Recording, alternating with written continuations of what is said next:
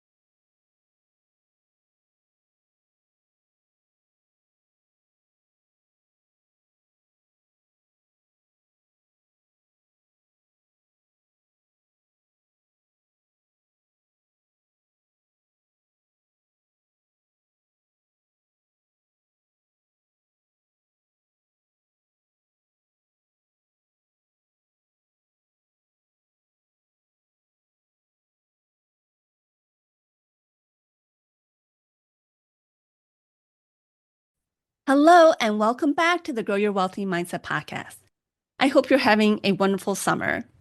When this episode airs, I should be on vacation, and hopefully I'm having a wonderful time on that vacation. If you listened to last week's episode, I talked about investing for appreciation as well as investing for cash flow. Today, I'm going to dive deep in an investment that is a great one for cash flow. If you want to invest for cash flow, then you may want to consider investing in debt funds. A debt fund invests in fixed income investments like bonds, money markets, mortgages, or other types of debt. The risk will be dependent on what debt the fund invests in. Debt funds investing in U.S. government bonds are considered the least risky, but also give less returns. One type of debt fund that has relatively less risk but pays much higher rates are real estate debt funds, sometimes also called lending funds. There are private real estate debt funds similar to private real estate syndication funds. These funds may pay 8% interest rates or higher. Depending on the fund, you may also have a lot more liquidity compared to real estate syndication funds. A real estate debt fund or lending fund uses the capital in the fund to make loans backed by real estate. Real estate debt investing covers multiple different instruments. The instrument you are most likely to already understand is mortgages. These are loans that an individual or business will take when purchasing a property. The real estate becomes collateral to the debt. The borrower repays the principal and interest on the loan in regular installments over time. The real estate may be a single-family home, a multifamily home, or a commercial building. A mortgage is a loan for property and land. A loan could also be made for land only, which could be developed at a later time. It's thought that there's more risk with a land loan since land does not generate income and is more subject to fluctuations in value. There are also construction loans that finance the construction of a new property or the renovation of existing properties. These are typically shorter-term loans and backed by the value of the completed project. These loans have more risk since payment relies on the result of the construction project. Delays in construction and increased construction costs can contribute to defaults on these loans.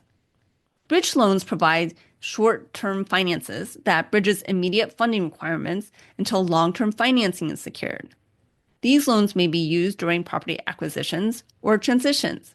These loans are typically higher interest rates, but have the risk the borrower may not be able to find permanent financing.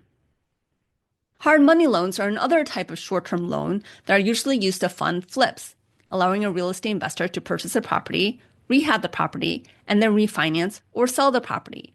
These properties tend to not qualify for a mortgage due to their condition, or the borrower needs funding much faster than the time frame necessary to get a traditional mortgage. Mezzanine debt is like a second mortgage. It is debt secured by property, but there's a senior debt that would be paid before the mezzanine debt. It's possible that there is some kind of equity conversion if a borrower defaults on repayment obligations. When it comes to investing in a loan backed by real estate, it's important to look at the criteria for the loan to decrease risk and optimize returns. The creditworthiness of the borrower is always a consideration when making a loan. After all, it's important that they have a track record of being able to make payments. The ability for the real estate to generate positive cash flow to make loan payments is also a consideration.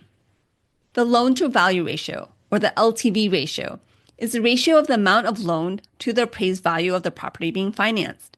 It is a measure of how much leverage is being used. The more equity, the less likely the owner will default on the property since they would lose their equity. It also gives more cushion such that if the lender takes over the property, they are able to recoup the entire amount of the loan. The lower the LTV, the better the risk for the lender. Generally, you'll want an LTV ratio of less than 80%. 70% is even better, and 60% is quite conservative. With the LTV ratio of 80%, this means that there's 20% equity in the property, which acts as a buffer. If the property loses value, it would have to lose over 20% of its value before the loan value is greater than the property value. The debt service coverage ratio, or DSCR, is the ratio of the net operating income to debt service to indicate if there's enough cash flow to pay for the loan. Ideally, look for a DSCR of 1.25 to be assured that there's a reasonable cushion of cash flow to pay the debt. You've probably heard the saying that real estate is all about location, location, location. Local market conditions and the location of the property can be an important factor when considering the risks and returns of a real estate investment. Real estate markets tend to be cyclical in nature and can be dependent on factors like interest rates, employment, and available housing. When investing in a real estate debt fund, you're relying on the professionals who manage the fund to make good choices on what loans they make with the fund. Funds offer investors diversification across multiple loans and potentially various property types, locations, and borrowers. With any investment, you still want to do your own due diligence and ask about the loan criteria used when making loans from the debt fund or lending fund. Different debt and lending funds will have different rules regarding investing in the fund. There are funds that require you to keep your capital invested for a minimum of 1 year or even longer. After the lockout period, it's possible to get a portion or even all of your funds that you invested back with interest. Many funds will have certain timeframes where invested capital can be returned.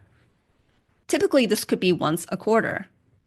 Depending on the debt or lending fund, it's possible to have returns in the 8 to 12% range. Some funds will pay a flat fixed interest rate, whereas others may pay a variable rate depending on the loans within the fund. Some funds pay monthly distributions, while others may pay quarterly distributions. Some funds allow you to reinvest distributions for further compounding and returns. Depending on the structure of the fund, you may be issued a 1099 interest, 1099 dividend, or a K1.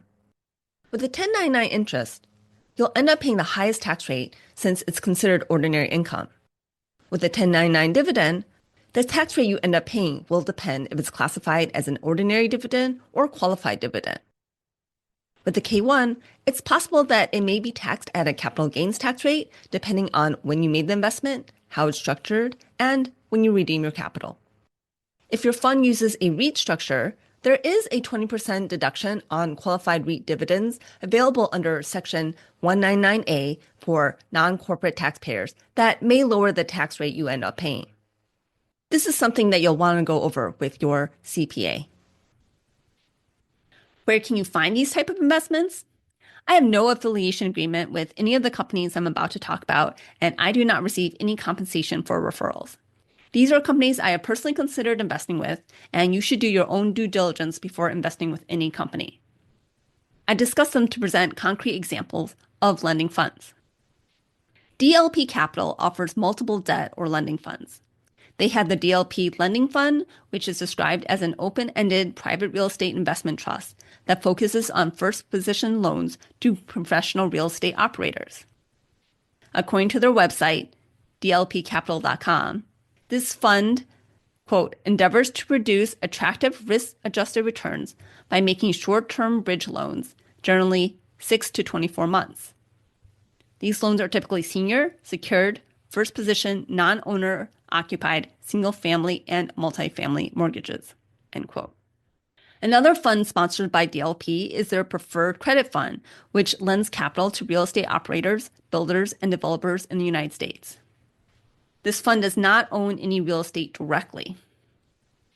Black Swan, which is headed by Elaine and Nick Stogberg, recently launched their Secure Freedom Fund, which invests in apartment communities and single-family homes, mostly in Rochester, Minnesota. The fund has ownership in real estate assets and issues a K-1. The minimum investment is $25,000, and they offer a 10% fixed rate of return. You can elect to receive monthly distributions, which provides passive income, or allow your distributions to be reinvested for monthly compounding. By reinvesting your distributions, you're effectively increasing your rate of return, or the interest rate that's being paid. This is a great option if you don't need regular income from your investment, since it really does significantly increase your rate of return. For the Black Swan Secure Freedom Fund, once you're invested for a full year, you're able to redeem part or all of your capital that you have invested. It does take some time for the return of your capital, so this is not the place to park your emergency fund. It is possible to redeem your investment in under a year with a penalty, similar to if you were to redeem a certificate of deposit before the redemption date. This fund opens and closes based on the capital needs for their upcoming acquisitions. If you are interested in this fund, you can put your name on a wait list with the amount that you wish to invest, such that they'll reach out to you when the fund opens again. After you invest, you start earning returns on your capital from day one and continue earning returns until the day the capital is returned to you. Your first distribution starts 1 month after your initial investment. If you want to learn more about this fund, go to www.securefreedomfund.com to learn more. Of course, there are many other companies that have debt funds or lending funds. If you find a company that provides a debt or lending fund that you're interested in investing, you'll want to first learn more about that fund. The first thing you probably want to know is, what is the minimum investment? This could range anywhere from $25,000 to $250,000 in my experience. The next question is to ask, what is the liquidity? Meaning, after you invest, how soon can you get your money back when you need it, and what's the process? As I said before, there could be a 1 year or 2 year lockup period where you're unable to get back your funds, or there's some sort of penalty in order to get your funds returned to you. After that lockup period, find out how often are the times you can get return of your capital and how long does it take. You'll also want to find out what investments the fund holds. What kind of real estate do they lend on? How many loans are in the fund? What are the ranges in loan size? And how large is the total fund? Ask about what kind of terms are on the loans that they lend out, like how long are the loans? What loan-to-value ratio or other criteria do they lend on? Are the loans first position, or is there any other senior debt? What kind of fees do they charge? You also want to learn what type of relationship they have with their borrowers and how many of their borrowers are repeat borrowers. As with any business, it's good to ask how long they've been in business and what their track record has been, including what returns they've been able to generate for their investors in the past. Ask about how many loans they've completed and how many of them have defaulted. You'll also want to know about how often distributions are paid and if they can be reinvested for compounding. Another good question to ask is how much of their personal money, meaning those who run the company as well as their employees, have invested in the fund. You could also ask how many close friends and family have invested in the fund. Who are the other investors in the fund? And how long have investors typically stayed invested with them? Another nice question to ask is, what would they do if something like what happened in 2008 happened again? If they've been investing since before 2008, ask what happened to them at that time and what action did they take. If you don't remember what happened in 2008, that was when a Great Recession happened, and it was partially due to banking and mortgages and loans made on properties. And so real estate values did take a hit at that time. Another good thing to know is if the fund is structured as a REIT and what tax forms will be sent to you. You may want to ask how many states you will need to file in. Depending on the structure of the fund, it's possible you may have to file in multiple states, but hopefully you just have to file in your home state. Depending on where you have funds where you want to invest, you may ask if you can invest through a self-directed IRA or 401k. You'll want to find out if the fund has UBIT or unrelated business tax income, which could make some of the income taxable if invested from a self-directed IRA. If you're interested in investing with the fund, ask if the fund is currently taking any new investors. If the fund is currently closed, ask if there's a wait list so that you'll be notified the next time the fund opens. You can also ask when they anticipate the next time the fund will open. If they are open to new investors, they will likely have a process they can take you through. Debt and lending funds are great investments for people looking for regular cash flow. If you are considering cutting back at work and want investments to help cover your expenses now, this could be something you want to consider. There are debt and lending funds other than DLP Capital and Black Swan, so find the investment that works for you. I hope this episode gave you another investing strategy to help build your wealth. If you know someone who could benefit from listening to this episode, please share it with them. Thank you so much for being a listener of the Grow Your Wealthy Mindset podcast. If you enjoyed this episode, I would love it if you could share it with your friends and colleagues. And now for the disclaimer. I am not a certified financial planner, accountant, or attorney, and nothing I say should be construed as professional investment, tax, or legal advice. This show is primarily for your education and entertainment. I am a physician, but I'm probably not your physician, so if you need any medical advice, please contact your own physician. Thank you. Don't forget to pick up your guide, 12 Financial Mistakes That Keep Physicians from Building Wealth. You can grab that guide at my website, www.growyourwealthymindset.com/12 financial mistakes. You'll also find that link in the show notes.